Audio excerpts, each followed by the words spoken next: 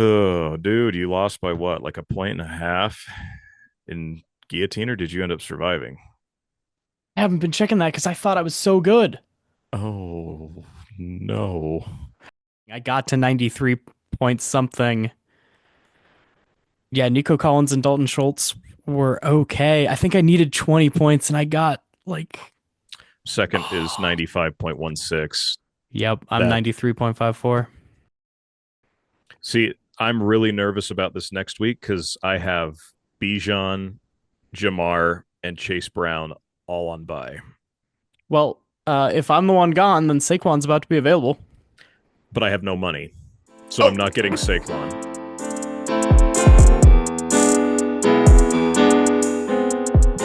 We welcome you to your Week 11 recap here on Wilk and Wiss, your bi-weekly update on Utah athletes in the National Football League and you, the fan.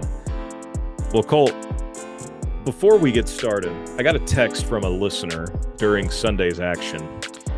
He's like, I think I know who your MVP is going to be this week. yeah. And Yeah. then as you were filling out some Monday night stats, I happened to be in the dock at the same time. You were marking down, Dalton Schultz gets a couple catches, and then right below Monday night, you have MVPs of the week. And we never go in and fill it out because we kind of surprise each other. Uh, I saw that I was in there at the same time as you, and in all caps, I wrote down Taysom Hill, period. Yeah. Which is crazy because there were a couple other really good performances this Oh, yeah. week. Like last week, we were kind of like, I guess, Taron Johnson because he had a pick six. Like, Mm-hmm. and this week, This week, there's contenders for yes. sure. But we'll get to it. We'll get to it. Let's get back to That's fun. Thursday. That's funny that you got another text from a listener because when we were live on the air for the state championship game in 8-man football, which we broadcasted over the We weekend, did. you got a text from a Welcome West listener also. Yeah. Yeah. Kind of funny how that works out, especially when it's your parents.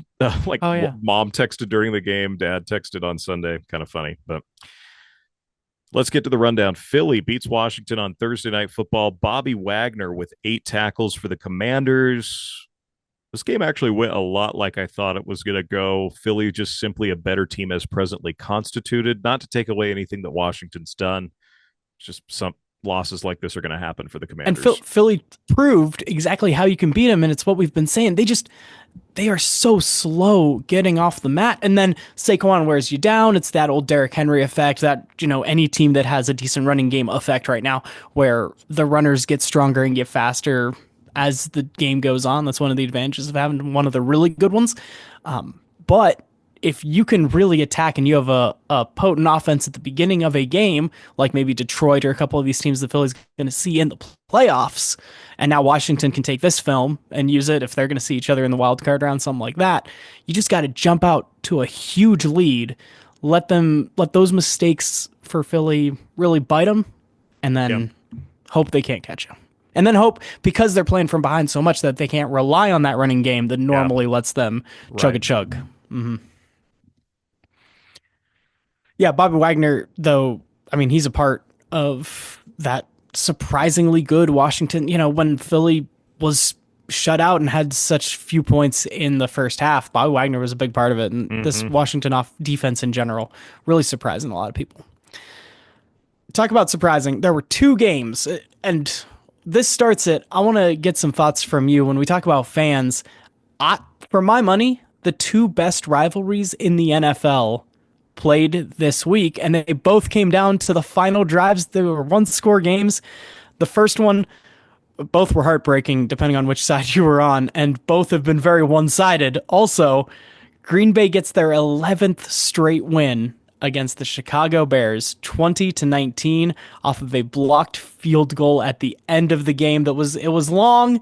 It was a decision to go for it instead of trying to get a few more yards. But Jordan Love did his part in the win. 13 of 17, 261, a touchdown interception, had 4 carries for 18 yards and got into the end zone also. Chris Brooks for Green Bay had 2 receptions for 13 yards. Jalen Johnson had 6 tackles and pass breakup in the loss, and Noah Sewell 1 tackle for the Bears defense. Yeah, I think this historically is the best rivalry in maybe even in football. You can make that argument, I think, with Michigan, Ohio State. Mm-hmm.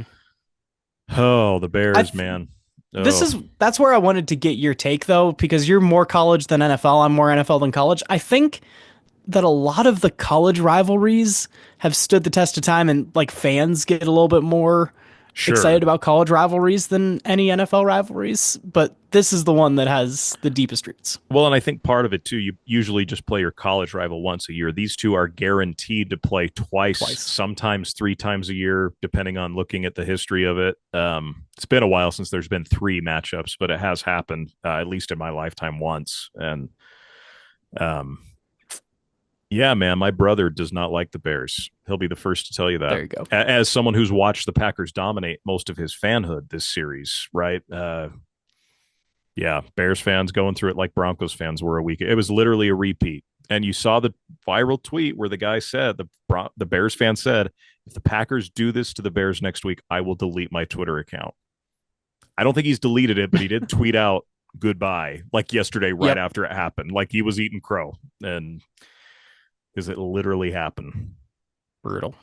One game that was not ever in doubt, and we knew it would never be in doubt. I This said they was would. our best take of the preview I show. said maybe of the whole season. I said they would cover Detroit 52, Jacksonville 6. Sione Vaki getting in the action, some action in the backfield, 5 carries, 9 yards.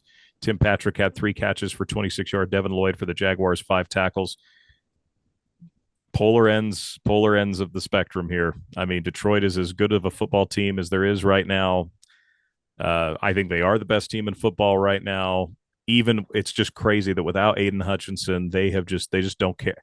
It is the Dan Campbell next man up. We do not care mantra, Yes. and Jacksonville also doesn't care, but in a very very different way. So kind of interesting. And the thing we talked about how they beat up on the bad teams, and that's the tweet that gets thrown around right after the game. It's like Dan Campbell's trying to impress the BCS the way that he's beaten up on FCS opponents like the Cowboys and the Jags. Yeah, 52-6. You don't see the and scoregami, by the way. Yes, yes. Thank you for pointing. I meant to type that in and forgot to. Yes, it was scoregami. Wrapping up the NFC North, the Minnesota Vikings beat the Tennessee Titans 23-13. No Utah connections. And went about as expected. Again, no surprises there. Yeah. Another game that didn't really surprise me, Miami beats Vegas 34-19. There was no Utah connection in that game. At least recording stats. We know Vegas has a couple of linemen that have Utah connections there. And we talked about this off the air. We need to do a little bit better job giving some recognition to those linemen. And we'll get there because there's one who is going to get a lot of love later on. But yeah, Miami gets the win, and they're beating teams they should beat with Tua Tagovailoa at quarterback. Well, if Taysom Hill hadn't done what he did, we would be talking a lot about the MVP considerations of Puka Nacua in a win for the Rams 28-22, where Puka gets 7 receptions, 123, a touchdown, and the play of the week, Yeah. despite all the incredible stuff that Taysom was doing, just outrunning fellas, Puka just stretching all the way out.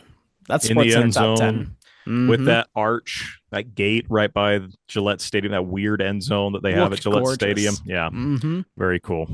And then Sione Takitaki is getting on the field for the Patriots defense, had 1 tackle, but the Patriots defense isn't quite what people were hoping, right? You trade Matthew Judon early and had some injuries as well. And the defense hasn't quite been able to overperform enough to let the offense catch up. It's still a team in transition.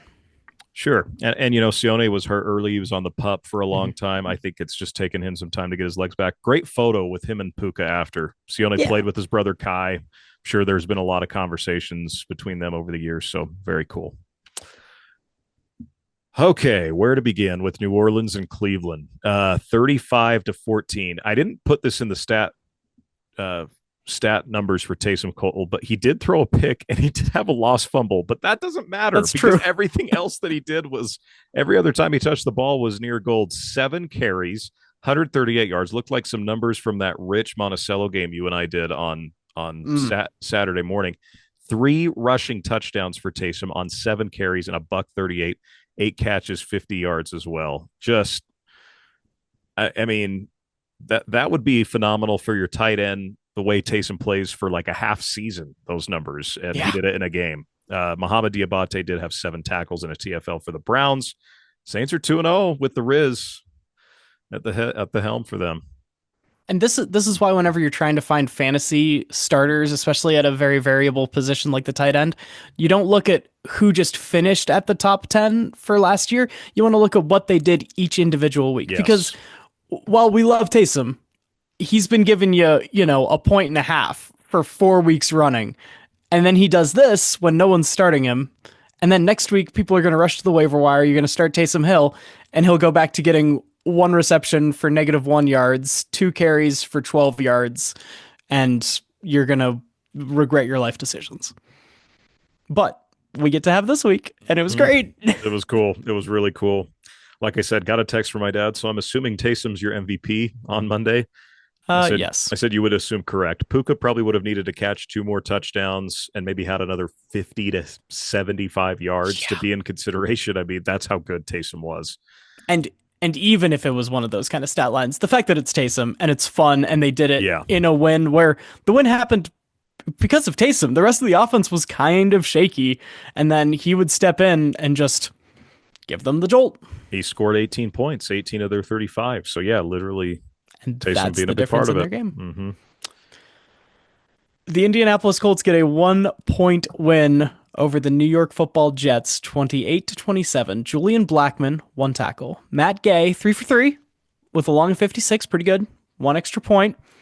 And still, over the past 3 starting quarterback, like the past 5 years, the quarterback for the New York Jets with the best win percentage as a starter is a one Zachary Wilson, because Aaron Rodgers continues to lose, but it's not his fault, Tanner. It's there's something else. They could tweak something. He's still Aaron Rodgers. Yeah, he might need to take a longer darkness retreat this year, given the way that I would want to hide my face for a good amount of time, given the way that this team's played. He didn't I, realize that going to the New York Jets was the most darkness he's going to get. like what Devonte Adams said on Up and Adams 2 weeks ago after they beat the Texans. He said, "Oh, this reminds me of when we were 4-6 and we won 6 in a row in Green Bay to get to the playoffs." And what has happened since that Did comment? it? Uh, 2 losses. Now Arizona has proven themselves as a good team. Yeah. The Colts, And Anthony Richardson looks all of a sudden like the Anthony Richardson we were hoping, because the Jets defense, has been which was the so thing that we were counting on without Robert Saleh, kind of interesting. that rash decision to try to blame someone ends up costing you. When Aaron Rodgers put up 27, the way Indy was playing, that actually should have been enough with this Jets defense, the way they had played over the past 3 years of the Saleh tenure. But it's not the Saleh defense anymore, is it, Aaron Rodgers? Matt Gay would have won Player of the Week last week if again multiple guys this week. If we put him in last week's situation, probably win it. But we've already discussed that at length with Taysom. So We'll talk about who our guest picker is going to be this week. Yeah. And I had a long 3-hour car ride down to Cedar City and back with Alex Doss. And we were talking about all kinds of different things. One of them being situations that quarterbacks are dropped into. And if Aaron Rodgers cannot make the Jets work in this iteration, and right, like from ownership to GM, and things change, and Washington all of a sudden overnight became a good situation, when since 1999 they have not been. And so these things can change. With proper change, they can change. But now it's, you look at the guys like Sam Darnold that are having success elsewhere, right? Zach Wilson, who we love, he was very bad, but gosh, the context of that he goes to the Jets now has to be so, and we joke, right? And you and I are not the delusional kind of BYU fans that are convinced that he would be a Pro Bowler right now if it hadn't been the Jets, but he wouldn't be considered one of the worst starting quarterbacks of the last 5 years if it hadn't been the Jets. Sure. It's all about where you go. Situation and fit is so important in sports, and the Jets apparently fit no one right now, which is just wild. Because sometimes it comes down to the culture. And Tanner, you know who has a good culture? The Pittsburgh Steelers do. For my money, the second best rivalry. The Baltimore Ravens have only been around since Cleveland left in like 1995. And yet, in the history of the NFL, my money is that this is the second best rivalry I think it's in the football. best of our generation without Yeah. question. I, as a kid, looked forward to Steelers. I say kid, or I was a late bloomer into football, middle school, high school. If it was Yeah. Steelers Ravens on prime time, I was dropping everything that I was Hmm. doing to make sure I watched. And that was kind of the case this week following this game on Red Zone. Pittsburgh wins 18-16 over Baltimore. I needed Lamar to get that 2-point conversion so Russ would have to throw and I could hit my parlay this week because I would have. Yeah. Cooper Rush got me the 2 yards tonight. Hunter Henry got over 39, like the two that really didn't seem likely happened. And then, of course, Russ was failed me by 23 yards. But Jalen Yeah. Warren was great. Big impact in this game, 9 carries, 41 yards. Kyle Van Noy held to 1 tackle and 1 QB hit. And the Pittsburgh defense, Pittsburgh is 2-0 when not scoring a touchdown this season, Cole.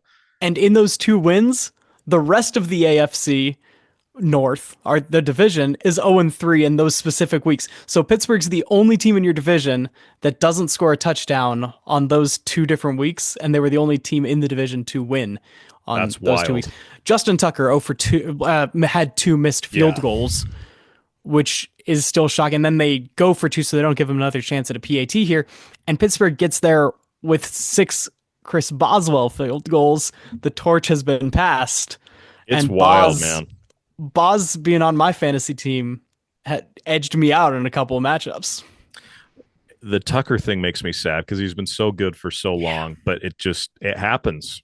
It just happens. You get old and happened to Vinatieri, happened to Gostowski. And I feel like this is very more similar to Gostowski in New England because he was so Yeah. good for so long in New England and then just kind of. Well, I remember Vinatieri, it was halfway through that last year that people were calling for him getting benched. It did kind of go quick. Yeah. And I've mentioned before, we talk about fandoms on this show a lot. And my relationship with the Ravens fandom is very different from mine with Cleveland and with Cincinnati, where Ravens, the 2 weeks a year where they're playing the Steelers, I hope that it's a one-score game in the Steelers' favor. But the other 16, the 15 weeks that they play or into the playoffs, I kind of like the Ravens. I think it's a good thing when they win and they have a good culture there too.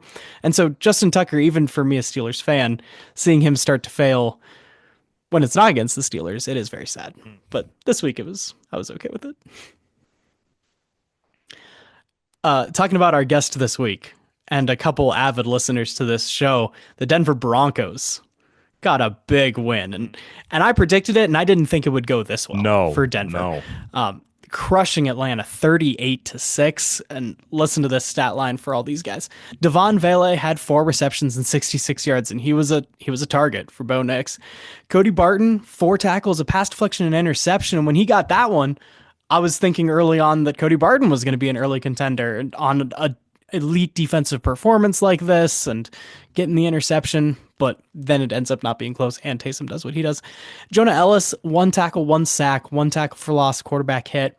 Tyler Algier, just 1 reception and had -1 yards because the whole Atlanta offense was struggling. Caden Ellis, the other Ellis brother on the other side of this, 10 tackles, tackle for loss, quarterback hit, and Clark Phillips, 4 tackles in the Atlanta secondary. But yeah, the Denver trenches right now. This is a team that we questioned how Sean Payton was doing it, but they did indeed build up the trenches on either side, and that is what is keeping things chugging here. They're keeping Bo Nix clean with our man Garrett Bowles, Utah connection. Garrett Bowles, man, was really good. He did have a big penalty in this game that I know frustrated from, and that's been kind of his MO, but he's been really good. Garrett Bowles has been really, really good this year.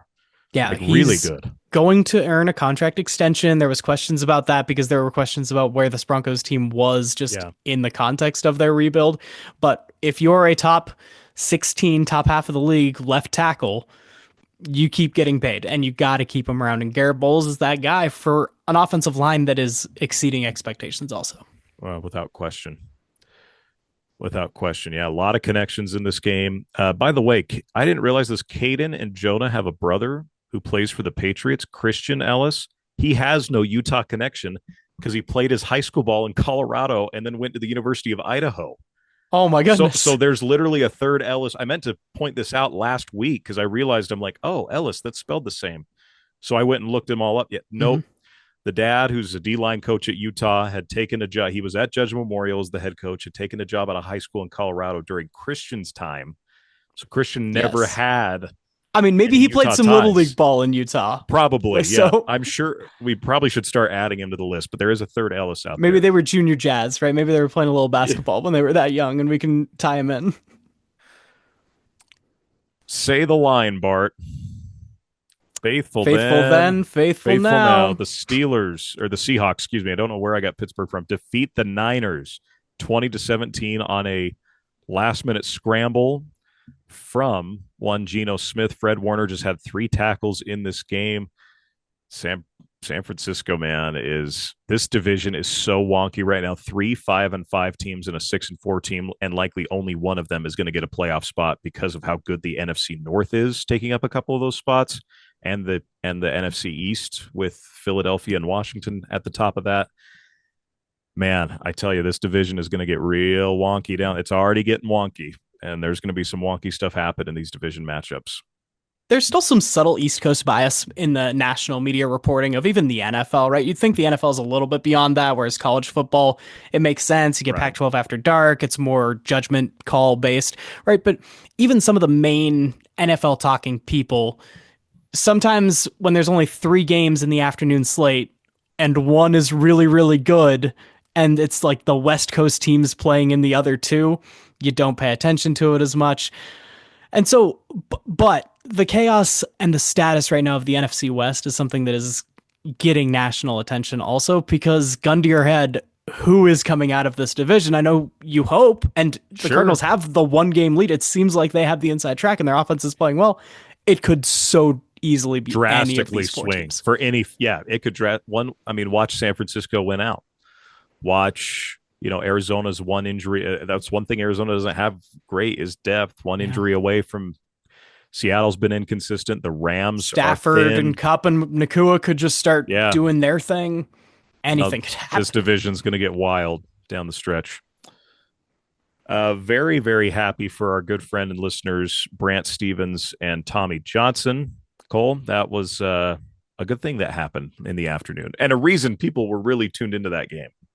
Look, over the weekend, there were a couple of undefeated teams that had been doing it by the skin of their teeth that got their first loss. And I think in the state of Utah, there's some crossover between BYU and Kansas City fans. And eventually you cannot keep playing this way and expect the result to remain the same because Kansas City gets their first loss of the year to Buffalo, 30-21. Taron Johnson, 6 tackles. That's our Utah connection, other than, of course, Andy Reid and the general West Coastness of the Kansas City Chiefs that we have fans of in this beautiful state. That run by Josh Allen on 4th down. I mean, Jim Nantz called it the play of the year, even though he called the Hail Mary. And he said it was because of the significance of it, right? Yeah. Because it was on 4th down, was against an unbeaten team that Buffalo has struggled with in the postseason. So obviously, And Josh they've Allen done has really well against in the regular Josh Allen season. has more wins against Patrick Mahomes than any other player, any other quarterback, which Crazy. you would never guess that given the narrative, but that narrative is when it counts.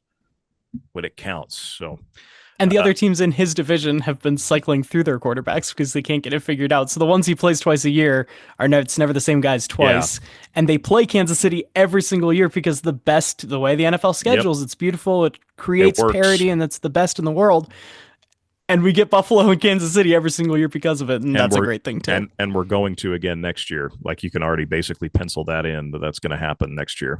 And talking about rivalries, right? You have those division rivalries that I mentioned. And through the Peyton Manning, Tom Brady era, Patriots Colts was an awesome, other rivalry that burgeoned. This is right there with it now for this generation. Without question. Sunday Night Football, the Chargers escape the comeback Bengals. Missed field goals from the Bengals. That was very costly down the stretch. Alohi Gilman had 6 tackles in a TFL for the Chargers. Jay Tufele had a tackle and getting his big bear paws up for a pass deflection. You know how I feel about a D lineman sticking their paws up like that. Ryan Rico, 5 punts, 250 yards, 2 of which landed inside the 20, and he had a long of 64. Zach Taylor's going to get fired at the end of this year, which, I mean, he took this team from literally the depths. When he got hired, we thought, ew, this is going to last enough. And after they had Marvin Lewis for 17 seasons, something like that, some crazy amount. I think it's just time. Sometimes time runs its course. It's a Quinn Snyder thing in Cincinnati. Zach Taylor did some awesome things, brought this team from the pits of despair, but it's just time. And Harbaugh is doing some dang good things with the Chargers, man. I tell you what, that if there's a threat to Kansas City's throne right now, it down the road it might be the LA Chargers. Not this season by any means, but Right. But the fact that they're able to do it despite some of the there's a lack of obvious talent, especially on the defense, and yet this defense coming into this game was the number one scoring defense yeah, and still top five and even a lot of the advanced metrics. And when you looked at just the personnel, right? Look at the Madden ratings of the dudes that were on this defense to start the season. That was not in the realm of even the biggest Jim Harbaugh supporters and the biggest Michigan fans in the world couldn't have guessed that this could have been a result. So I picked him into the playoffs because I thought a couple funky things could bounce their way and 9-8 and sure. And honestly, Cincinnati, if they get this one, if they complete this comeback, we talk about Cincinnati wasn't out of the playoff picture and they have games against the Chargers and the Broncos and both those teams look beatable. Not on this Sunday. Broncos absolutely dismantle an NFC playoff team and the Chargers get now the head-to-head win against Cincinnati. yeah, it's not looking good. I mean, it's going to take some real Joe Burrow winter magic that he has to make this happen.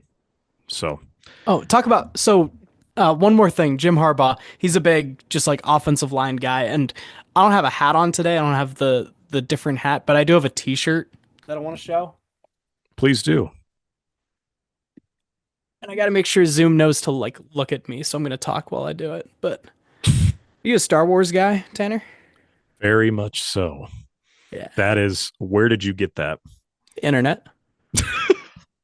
I forget. I swear, I think I saw this T-shirt on someone else, and I just Googled it, and I found it somewhere. It's a trap. It's a trap. And it's a trap play, and That's phenomenal. That's phenomenal content. Like that might be the best content piece we've had on this show ever. Like that's just amazing. Oh, Monday Night Football is our last one, and sometimes when it's a really good game, we start with Monday Night Football, there was no need and to. sometimes it's the last thing we talk about because Houston beats Dallas, and Dallas still has not won a home game in 2024. They have an equal number of wins in AT&T Stadium as Mike Tyson in the year 2024, Oh, and it's 0, 34-10. Dalton Schultz had 5 receptions, 33 yards. Nick Vigil for Dallas had 1 tackle. Those are our Utah connections in the Battle of Texas, and Houston is the team of Texas right now. And Jerry Jones needs to hear it and know that he has failed. I mean, it's to the point. You could make the meme with the Cowboys from Dumb and Dumber with the sun's in our eyes. There's metal falling off the roof. Our pets' heads Are falling off. At this point, like the Cowboys' heads have literally fallen off, and that's something we've known for a while was going to happen. Just given the injuries of this team, how poorly of an offseason that they had. It's Mike McCarthy. It's Jerry Jones, and it's just not good in Big D. And there are players and coaches that you want to root for here, and it's just all being soured by ownership and culture. Mm-hmm. Like that kind of became the theme of this week.